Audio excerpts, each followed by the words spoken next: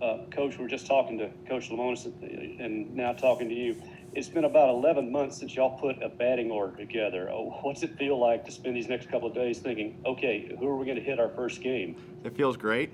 It's been a long time. We've been waiting so long, and I know everybody, ended up dealing with the shutdown, but we didn't do well with not doing much for almost a year. But the boys are back, and just being on the field has been great.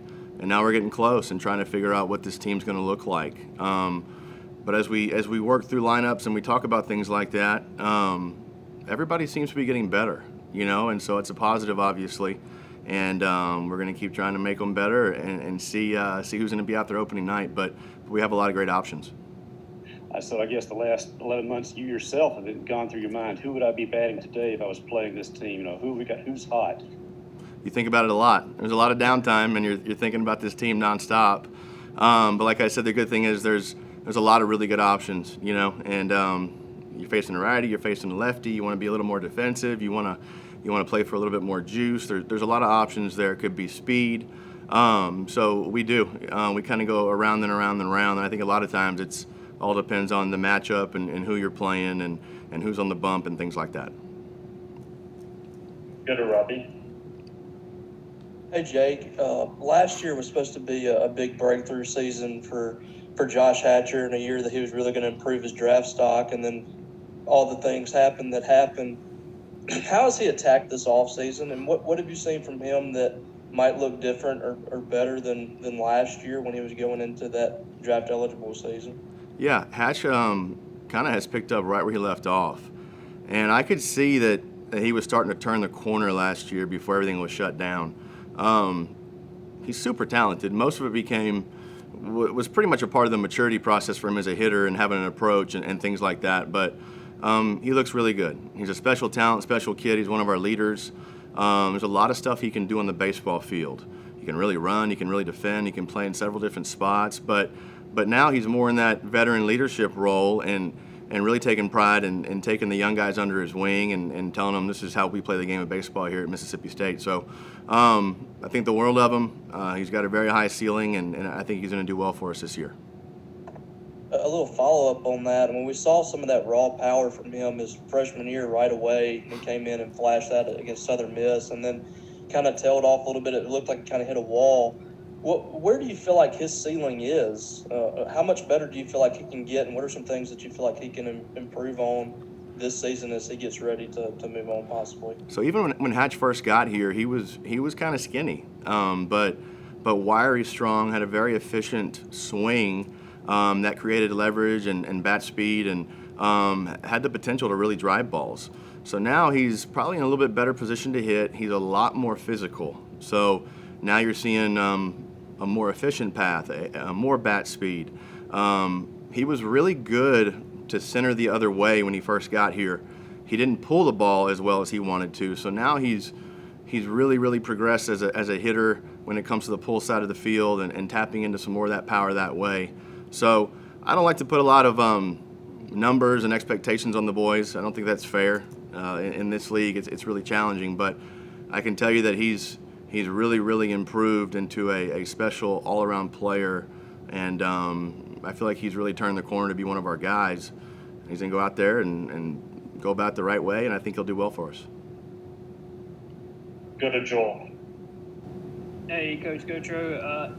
Obviously, Cameron James, a guy we saw some flashes from last year a little bit before things got shut down, and now moving him back to, I guess, what I think was his natural position coming in at shortstop, if I'm not mistaken. But either way, from an offensive standpoint, just how big do you anticipate him being? I know nobody can replace Foskey Westberg, but it kind of seems like Cameron's going to play a little more of a centerpiece of this team this year, being at short and possibly being somewhere near the middle of the order and things. Just kind of where do you see him and what's his ceiling offensively? He's been really good for us across the board. He is a true shortstop, and so he's back in his natural position. He's been playing well there. The bat is really starting to come. I thought just last year, from the first day he got here to where we were during the season, he had improved. But the jump from Texas Tech and Biloxi to today, it's been a pretty big difference, And so I think if he just continues to do what he's been doing in regards to his work and preparing, he's got a chance to be a special player as well. We talk a lot about going into 2019, the steps or the jumps that Foscue and Westberg made from their freshman to sophomore year, and those jumps for them helped us as a team tremendously. So when you're looking at the players and the makeup and the work ethic and things like that, you kind of look at it the same way. Cam should be able to make a nice jump, and I don't know what that jump's going to be. It may be better, it may be almost as good, who knows, but as long as he keeps getting better, he's an exciting player for us for sure, and should be in the middle of the lineup somewhere. Good at that. Jake, I think I asked you about this at Media Day last year, which feels like 10 years ago, but just in terms of, balancing draft stuff, obviously you were a first-round pick yourself, and guys have gone through that kind of thing. Just with the shortened draft and guys like Hatch and Rowdy and Tanner, who probably would have gone through that and are back now again this year. Just what was it like kind of working through that with those guys during that time and in the off-season, and just what was that process kind of like? The draft can be challenging. No matter when it is or what's going on, at the end of the day, these guys are putting work in and they're trying to be better and they're trying to help us win ball games. And in the middle of that, they're also trying to better themselves and start a professional career. So going through it back in the day as a young kid, it can be very stressful, whether you think you may go really high or you think you're going to get taken decent, or maybe I don't get taken at all. There's all sorts of ways to look at this thing. But going through it, my piece is you have to acknowledge it, and we have to acknowledge that it's there and it's a real thing. If you say don't worry about it, that's not realistic, because there's no way to not think about it. That thing is it's pretty loud in regards to articles, all sorts of things that are talking about this player and the possibility of him being taken in a certain part of the draft. So they have to know. They know that I'm there for them. They know that we're going to acknowledge it and we're going to talk about it.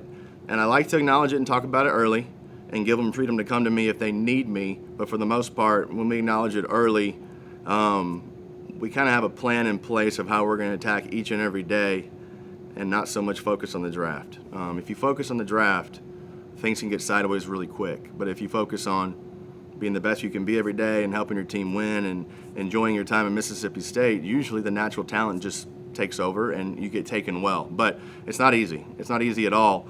And as a coach, you have to be able to pick your spots to know when to get in there and talk to them about it, and just educate them on the whole process, if that makes any sense. Quick kind of aside, I know your boys had Darth Vader in Omaha a couple of years ago. Have they got anything planned now for this year yet? We're not there yet. But they're excited to be back in the ballpark, that's for sure. It's a special piece of having them with me, knowing they're over my right shoulder every game, and all of it's pretty special as a dad here. So with nothing yet, we'll see how this season goes and see what the run looks like late, and we'll figure out something then. Good, Robbie. On the same topic of the draft, Jake, from a recruiting standpoint, and you as a big time recruiter, there's been so many guys in the past that Mississippi State hasn't been able to get to school. When you look at guys like Corey Dickerson and Billy Hamilton, Austin Riley, you've been able to put a little bit of a dent in that, especially this year. I know it's different circumstances, but how have you seen the progress in getting some of that talent to come to campus over the last couple of years? Guys that would normally go in the first 10 rounds deciding to come to school. Have you seen some progress in that regard?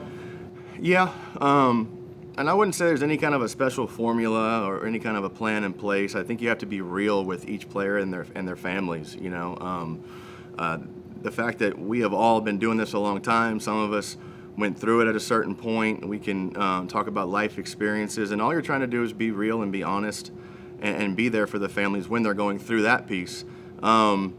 But everybody has their own certain way in which they get here. JT Ginn was obviously a very, very special player.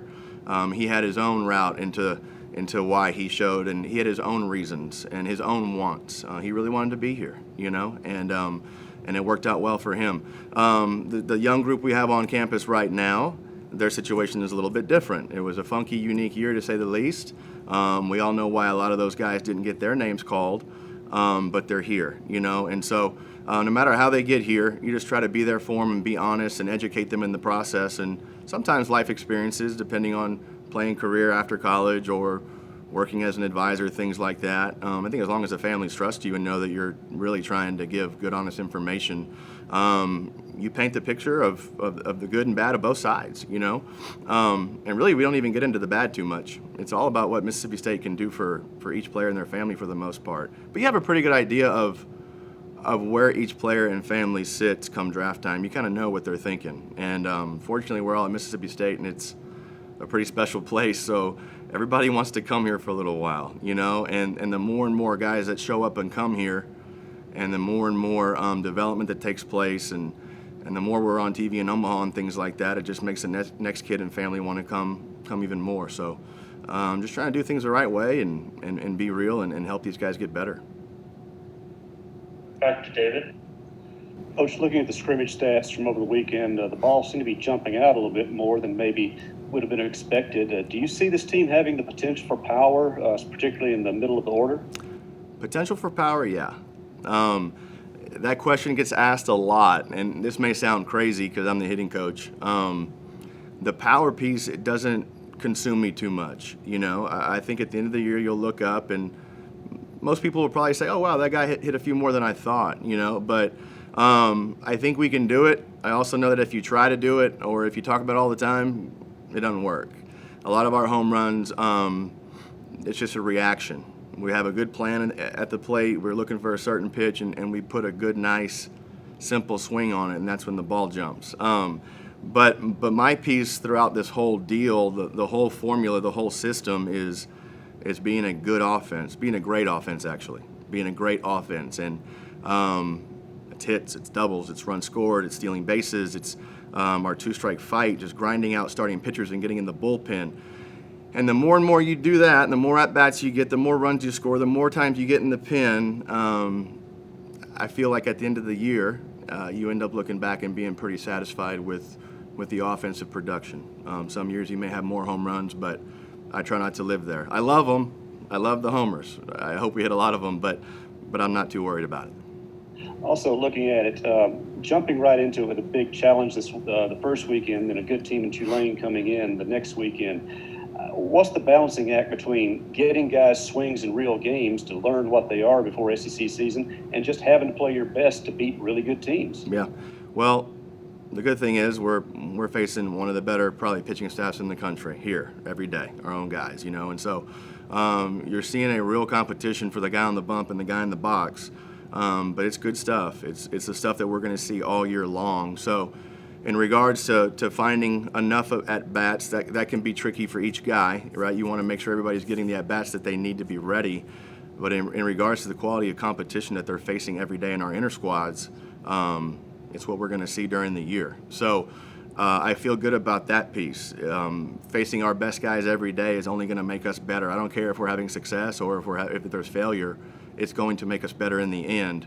And then opening day in Arlington against the Longhorns, I mean, you can look at your schedule all sorts of different ways, but the old coach speak, you want to be the best, you got to beat the best. So I like being challenged right out of the chute. You don't know how it's going to go, but you're going to go into every game and one game at a time and try to take care of business and play our ball game. But the lights haven't come on yet, and we haven't been on the field with this group yet, but I know we like our group. It's a talented group, but there's a lot more to it than that. You have to play as a team. You have to play clean baseball and play the Mississippi State way. But I think if we focus on that, and that's kind of the message all year, every year from Coach Lim is if we just focus on playing our game and going about it the way we go about it, we usually feel pretty good going into whoever it is we may be playing on that given day, So Tulane, my alma mater, comes in week 2, so I'll be excited about that. Those guys are my friends, and they have a good team, so that'll be cool. Go to Ben. Jake, I think kind of, I guess for you personally, like those draft guys, obviously you're a guy that's spent some time at Tulane and here now for a couple of years, and I think a lot of people see you as a future head coach. Just what has your time at Mississippi State done for you as a coach, and how has that, helped you and what you're doing, and how have you kind of progressed in these 3 years, do you feel like? Probably changed my life, to be honest with you. It really has. just in general how special this place is and how fortunate we all are to be here. But this is a pretty special coaching staff, and it's a very tight-knit group. There's no egos, and Coach Lim, besides being one of my best friends, he's my boss too, but I'm still trying to learn every day. I think somebody that's in the position that I'm in as an assistant, you have an idea of how you want to go about your piece of the puzzle, the recruiting piece, and a hitting coach and an infield coach and things like that. But if you ever want to be a head coach, there's a lot that goes into it outside of being on the field or being in the batting cage. He's the CEO of the program besides being the head coach. And so there's a lot of stuff that he has to do every single day that nobody has any idea of or ever even thinks of. But he's on the field, he's great with the kids, but the CEO piece, everything that goes into it outside of player development, things like that, he's one of the best. And so I'm learning from one of the best every single day. In regards to being a head coach, it's not coach speak or anything like that. I really don't live in that world. It's the best place in the country for college baseball here. My family loves it here. All is great here, and so my head coach in college, Rick Jones, and I ended up coaching for him a long time ago at Tulane. He said, just kind of embrace yourself, bury yourself in making the school that you're at the best that it can be every day, and so and good things will happen. And so that's kind of where I'm at. I try not to live in tomorrow. I try to live here today, and we love it here, and we don't have any plans of leaving anytime soon. So that's where I'm at. And kind of to that, I mean, just obviously you guys have kept this whole staff together for your time here for the most part. And I guess just what's that been like, and how much does that help you having the continuity on staff that you guys have had? It's huge. It's like a bunch of brothers, and the no egos piece is it's about as important as it gets, I think. All great baseball guys, but more importantly, really good people. They really care for the kids. And, when you have a group of players that are together for a long time, or you have a coaching staff that stays together for a long time, that's how culture is created, and to be able to maintain that culture and everybody's on the same page, we're all going in the same direction. It's really important. And so when I'm talking about recruiting, or when I'm talking to recruits about the whole piece here, that's a really big piece of it is, hey, it's Mississippi State sells itself. We all know that. And we've been doing well here lately, but at the end of the day, to kids and families, we know this place is special, but you have to realize the people that you're going to be surrounded by. And the most important out of all of it is that you're surrounded by good people that are also good baseball guys that'll help you. But I don't. If you don't have good people, it can be challenging. Anything else for Coach? All right. Thanks, Coach. All right, guys. Thank you. See you soon.